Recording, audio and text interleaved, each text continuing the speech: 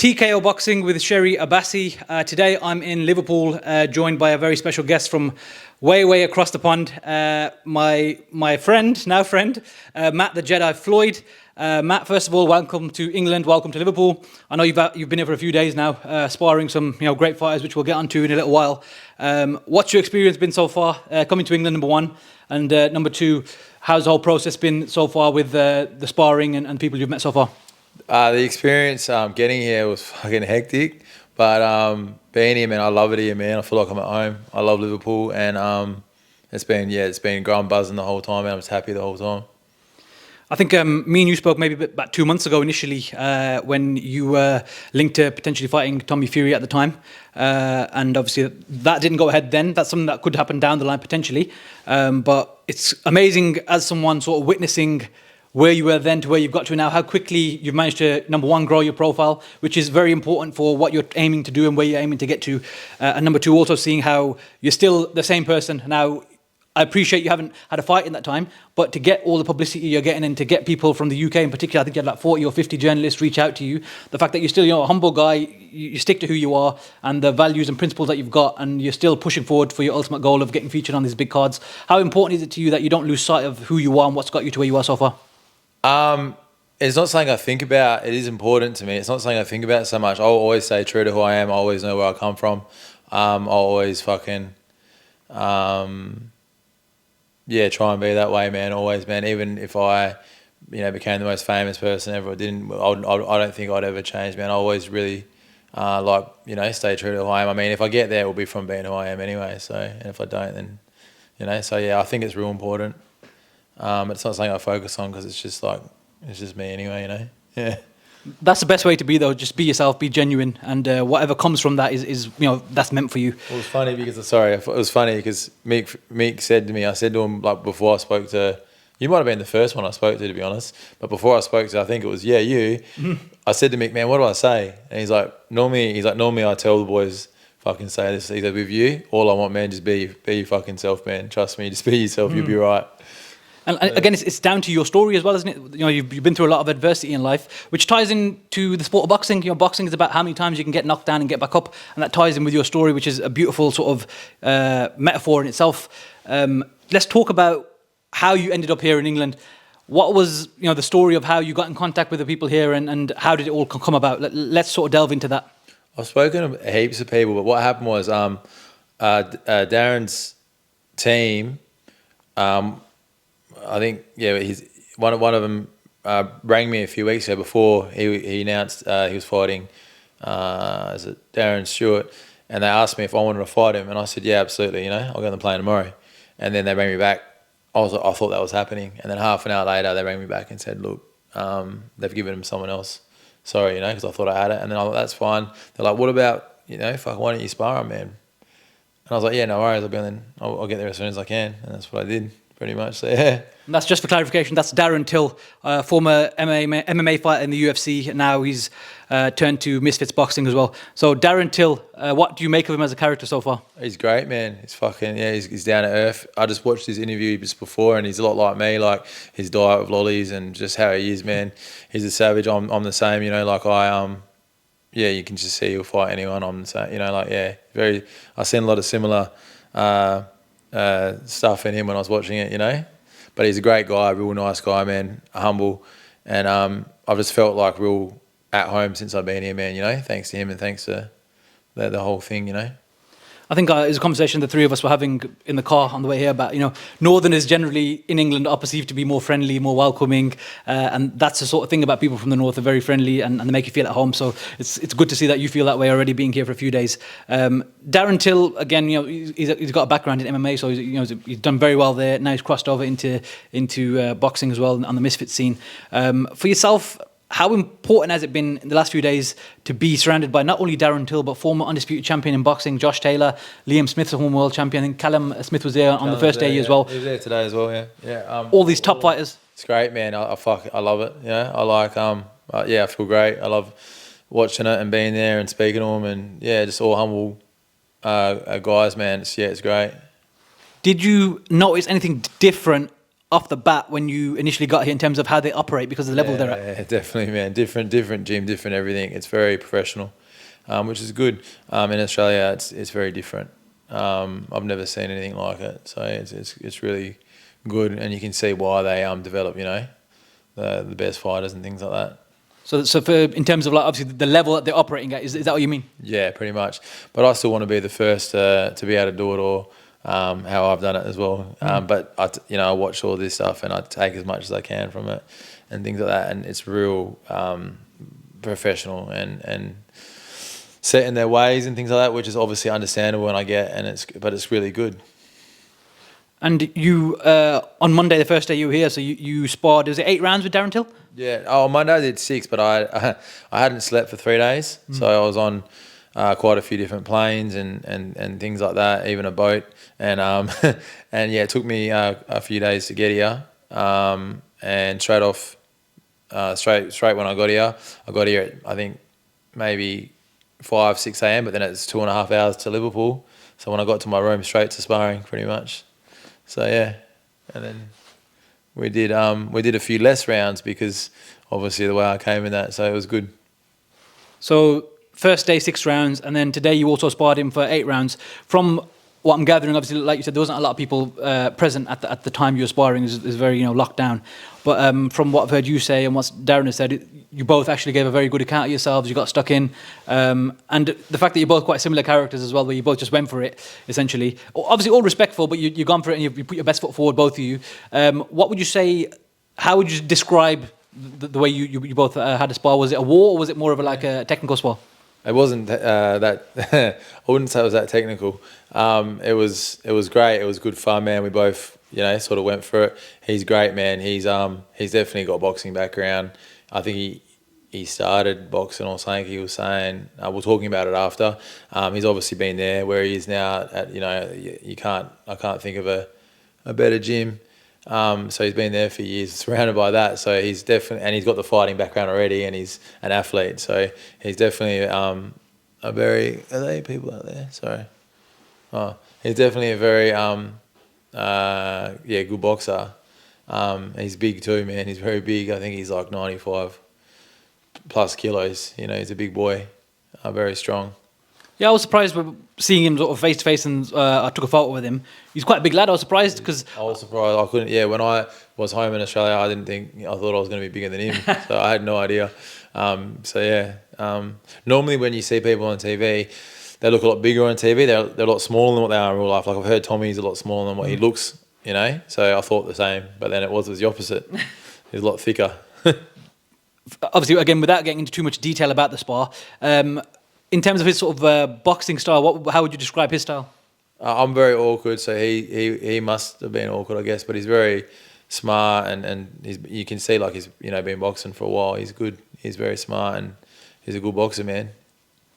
This opportunity for you, like you said, the way it came about was all I wouldn't say it came out of nowhere. Obviously, the conversations took place, but it sort of developed in a way that was very unlikely, shall we say. Most people wouldn't have that just happen. So you worked for an opportunity to get it, but it came about in a way that was unlikely, and it's happened, and you've come halfway across the world to the other side of the planet. In fact, pretty much other side of the planet. Sorry, yeah, not halfway. Long journey. You've come to the other side of the planet to take this opportunity here for a few weeks. You've also got a fight this weekend as well. How did that opportunity come about, getting that fight? Because obviously the two things aren't linked, but how did that come about? Just through it all, man. To be honest, it's hard. It's hard to say because I've honestly spoken to over 100 people about this, so there's all different things coming from here and there, and I actually don't remember what's going on. Even this fight this Sunday, the fight's changed, like 1,000 times. So, and then Misfits, I was supposed to be on that 100 times. So, it's been very. It's lucky I'm here, man. Because if I was in Australia, it was just very confusing for me there. Now that I'm here, I like it. So I'm here and things are happening. It's a lot better. So it's very confusing. No, I think like we were saying, that the fact that you're here now, where things are happening, this is where you need to be in the mix. Mm-hmm. It doesn't mean that Australia is a bad place for you to be necessarily, but it's going to be difficult for you to get your name out there on this scene. So the fact that you're here in the mix, speaking to the right people, just networking and stuff like that, it's probably going to do you well to get involved on the Misfit scene and the the YouTube boxing scene as well, which is a growing niche in the sport of boxing as well. What have you thought about the Misfits scene that you've seen so far? What have you thought about the level of boxing involved there? What have I thought about the level? Some of them are just influencers, you know. They're not fighting. And some of them are good boxers, man. Like obviously Darren Till is the guy that he beat. He wasn't a bad boxer, you know. He was good, but Darren's just very very good. And you got other, you know, they're when people always wonder about this, but if you put these people have, you know, if they put all their money and they've got all the resources, they've got all these people around them, all they do is train. Anyway, I mean, I don't like using Mike Tyson as an example because he was a freak of nature, but he was 14 when he started boxing and he was the best ever at 20. So these people like, you know, your Jake Pauls, who's been doing it for 6 years now, probably longer, and they've had all this money behind them and all they've been, if they are just training all day, every day, and they're obviously athletes already, I mean, they all become quite good fighters, quite good boxers. People don't underestimate all that, you know.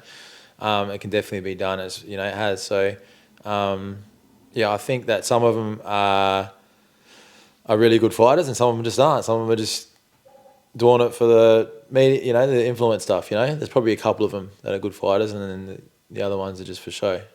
I think there's a good point you mentioned there about if you've got the time, the money, and the resources. Like with most things in life, if you can give time to something, you will naturally get better at it.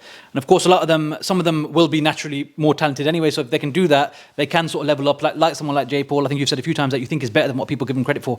That does make a difference in this side of the game. Well, obviously they've got to have, you know, like natural athletic ability and things like that, and otherwise the other ones that just train, they'll get to like, you know, other sort of level. If they've got their athletic ability and they do it, they could reach the highest level, you know. So yeah, I think you know, same with me, like I trained myself when I was away for a bit, and the same sort of thing, you know. And I think, yeah, anything can be done. Obviously the mentality part's probably the most important. Of course, for yourself, Matt, the big thing that sort of blew up your profile essentially was your name being linked to a potential fight with Tommy Fury on Misfits. Can you talk to me a little bit about how, or your earliest memory of how this all came about? Because this has been a bit of a whirlwind for you the last few months in terms of the amount of media you've had reaching out to you and your name being linked to these, not only Tommy Fury, you had Julio Cesar Chavez Jr., Darren Till, and a few other big names out there as well. What's the earliest memory you've got of your whole sort of journey with this? Obviously, like, you know, all the media getting involved in this, there was a lot of real stuff behind it. That's why it happened. I mean, anyone could just offer someone out. It's not just going to blow up.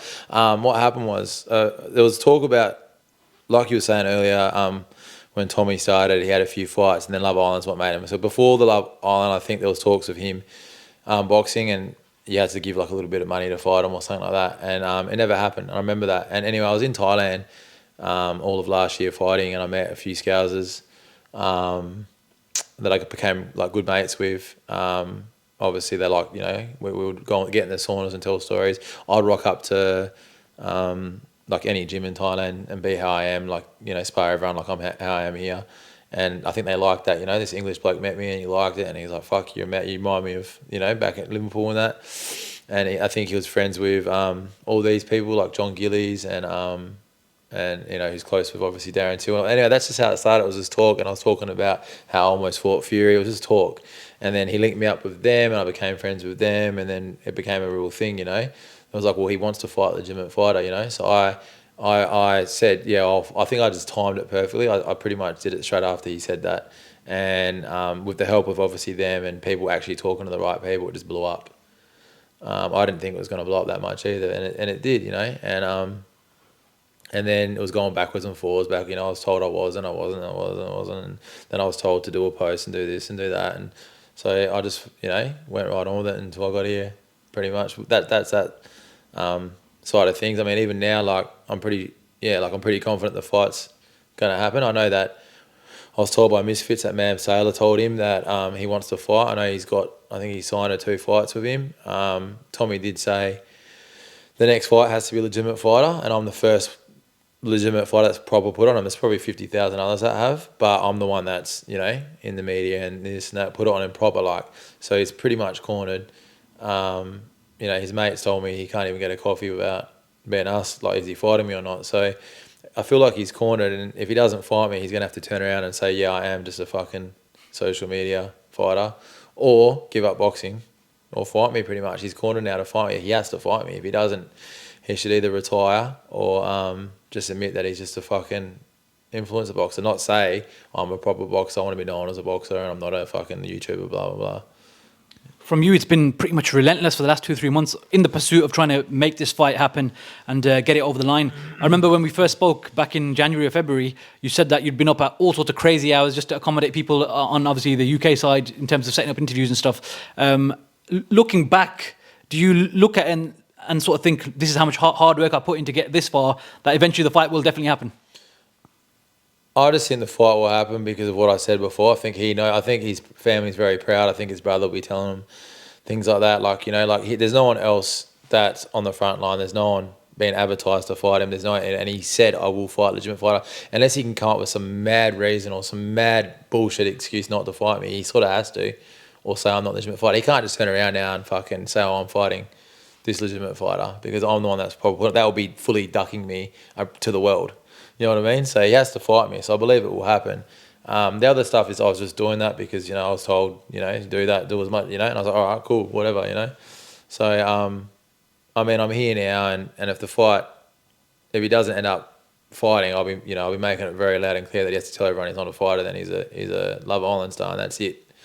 So he's going to have to face that, and I'll end up, I'll still fight fucking everyone anyway. Like, I'm here, and so it's all good. I got what I wanted out of it already. Yeah, main thing I think for you is about in this world where we live, a social media world essentially, where everything is someone's value is looked up at how many followers you've got and how many sort of likes you get and stuff like that. Where you've managed to grow your profile so quickly and it's growing rapidly every day essentially, where you can put yourself in a position to fight all sorts of other fighters as well. Even if the Tommy Fury fight happens down the line, in between that you've got so many other options. I think we mentioned Julio Cesar Chavez was a name that's thrown out there. Can you talk to us a little bit about how that came about? Chavez Jr. He's what happened was someone made like a fake poster of me and him fighting, and it was sent to like I think Jake Paul's team, like let these guys, I can't remember now. And I woke up one morning and he was following me, and I was like, whoa, that's pretty cool, man. Like, you know, Chavez Jr. is following me. So I seen the poster, it got sent to me as well a few hours later. So I sent it to him. I said, have you seen this? And he liked it. And I'm like, what, would you be keen on fighting me? And he said, yeah. I was like, oh, yeah, sick. And he's like, but we're going to have to fight on a pretty good platform, right? So I sent it to Misfits and I said, mate, look at this, you know, you want, you know, blah, blah, blah. And then we'll see what happens there as well, you know. But me and him still talking. The fight's there if someone wants to put us on a show. You know, it'll be a pretty big fucking fight. So, yeah, I'd love to fight him. Yeah, like you said, the fact that he mentioned he wants it on a big platform, that's a benefit to you because you'll be seen by more people as well. So the bigger the platform, the better ultimately. In terms of like the boxing scene here, I think we mentioned already that you've had some conversations already where potential opportunities could open up for you. What would you say the main difference is that you've found between the boxing scene in Australia and the boxing scene in the UK? When in Australia, I had like more control. Like I'd be like, okay, I'm fighting this guy. Yeah, fly on the plane, and I would fight him. That was the end of it. Here, I've been told 5,000 different times I'm fighting on this show, on that show, on this. Oh, mate, it's just, you know, and all these different messages, and yeah, that's probably the difference. You have no idea what the fuck's going on, but it's also great here. So, you know, I'm enjoying it anyway. In terms of you're here for 2 weeks, I believe you said. Would there be a chance you could extend your stay if any of the opportunities come up as well? If I land a fight, absolutely, I'll be. You know, I can always just go back and come back again, or whatever. So yeah, no matter what, I'll if I get a fight, I'll take it. So yeah.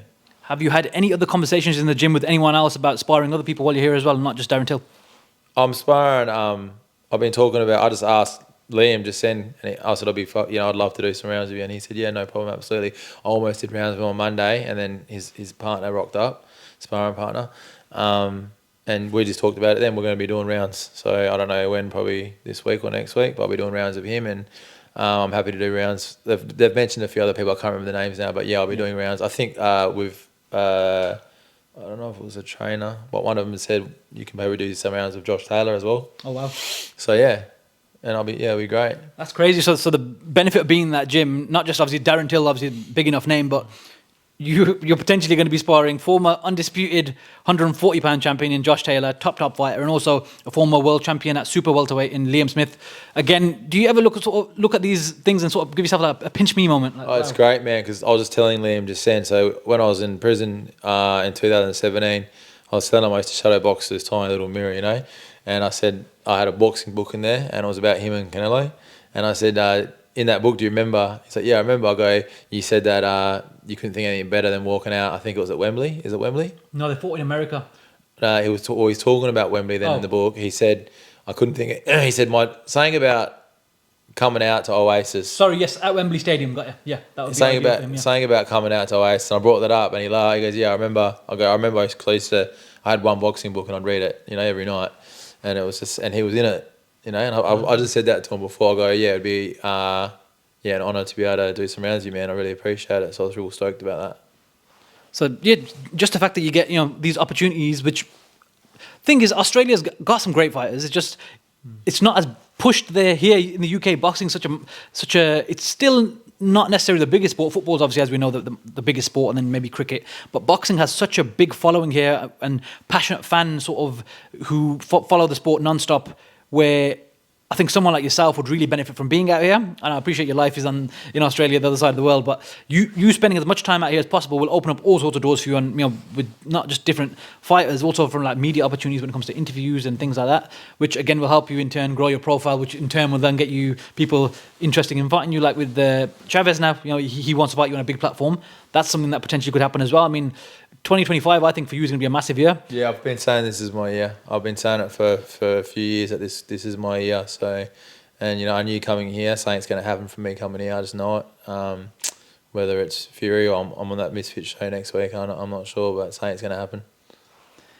Is there anything you want to say to the fans out there to encourage them to continue to follow your journey? I think you've got your people like your Tommies, and they talk about being advocates for men's mental health and that, which I love.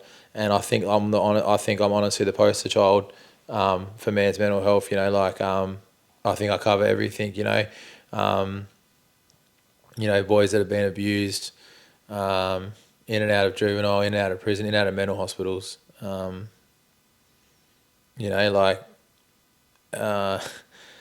Everything that I've been through, I feel like if I can do this, it shows all of them that anyone that's been through it can do what I'm doing. I feel like I'm the poster child for men's mental health. I remember, I remember being in a hospital, thinking about this, things like that. So I feel like if I can do this, it shows people that are in hospitals or grew up in homes or had, been abused, been in prison. It doesn't matter. Like, I show all of them that this can be done, that you can do this. And I think they need that. They need to know that they can do this, and that's what I'm trying to do, man. So essentially, you want to be a positive role model for men around the world, show them that no matter what they go through, they can always come back from it and better themselves. Absolutely, man. That's what I'm doing. That's my number one reason. Number two reason is my selfish reasons. Obviously, I want to fight the best in the world. So if I have to go down the influencer road to do that, I'll do it. The Misfits card is coming up in a few weeks. Big card in Manchester with KSI and Dylan Dennis. I know your name has been linked to featuring on Misfits, and you're trying to work your way into getting onto these cards. Is there anything you want to say to the organisers of Misfits and sort of put your name out there to throw your name in the hat essentially as a opponent down the line?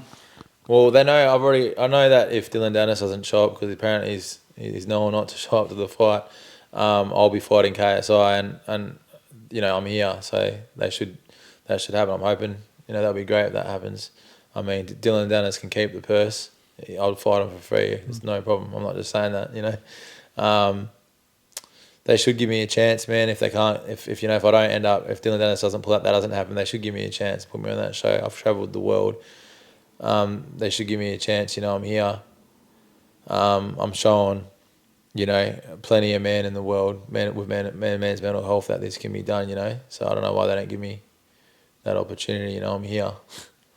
And with your story, like you said as well, that the things you've faced and come through, and sort of the adversity you faced, to have that on a platform like Misfits would be massive for them as well, wouldn't it? Absolutely massive, man. And they have no idea what I've done or been through to be here, So it's like, just from what they know, they should put me on the show. But yeah, it would be showing a lot, a lot of men. It would be it's the number one reason I want to do this, is to show, show any of these men that whatever they've been through, this can be done, And obviously I've got my selfish reasons, which is, like I said earlier, I just want to fight the best in the world. And I know we also spoke off camera earlier as well about how Misfits can be, an opportunity for you not only to face, a Tommy Fury, a KSI, a big name whether they're a boxer or not. It's a big opportunity for you to get your story out there, to get your name out there, and like you said, for other reasons as well. But then that can also catapult you into big fights against pro boxers out there as well. What would be the ultimate sort of dream scenario for you to start at Misfits and then do what afterwards? To fight Canelo. That's it, man. To fight Canelo. The face of boxing. Yeah. It's probably the same answer as a lot of people. It's unfair, but it's the truth. So yeah, I'd love to. I don't think there's anything wrong with that. He's not. The thing is, he's not just a face of boxing. He's actually a brilliant fighter. So you can't just say, "Oh, it's for the." Of course, it's for money, but also he's such a great fighter. You want to test yourself. Once again, I'll do it for free, and secondly, like he's my like he's been my favourite fighter and boxer and things like that. So that's probably what it's more about. And I think that he's the best in the world. So. And that would be at light heavyweight. It would have, hopefully. What he says. Yeah, whatever he says. If he says get down the middle, man, I'll starve myself for 6 months, whatever, and I'll do it. So yeah. Wicked. Matt, thank you so much for giving me a bit of your time today. I really appreciate it. Is there anything else you want to say to the people at home? Thank you, man. Thanks for everything. Just keep following the journey. Yeah. Matt the Jedi Floyd, ladies and gents, you can follow him on Instagram. Is it Matt the Jedi Floyd on Instagram? Maddie the Jedi Floyd. It is, yeah. Yeah. Yeah, Maddie the Jedi Floyd. Yeah, so just give him a follow on Instagram and keep an eye on his journey, because I think 2025 is going to be a massive year for Matt. Great story, humble guy, very kind, respectful. He's got everything going for him, so support him on his journey. Thank you.